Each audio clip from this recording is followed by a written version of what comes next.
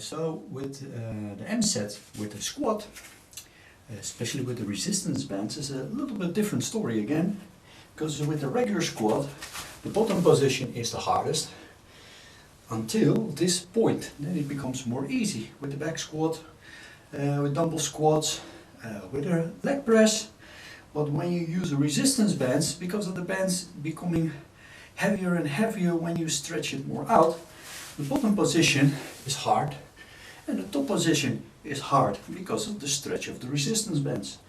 So for M set is perfect. Only the second part becomes a little bit different, because then you start to do your omni contractions. And when you start your omni contractions in the 1/5 position, it's still doable. Doesn't matter if you use resistance bands in front of you or like me with some handles. And this is still doable. So what you want is, when you start your omni contractions, to find the point where it's almost impossible, or it should be impossible, to straighten out again.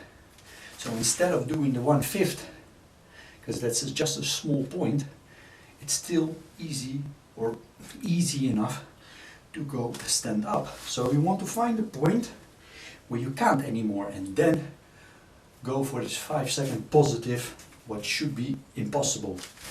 And then from there you choose 2 other positions, try to do the same, and then the bottom position, still do the same. In the bottom position there's less tension, less stretch from the resistance band, but it should be impossible to go and stand up.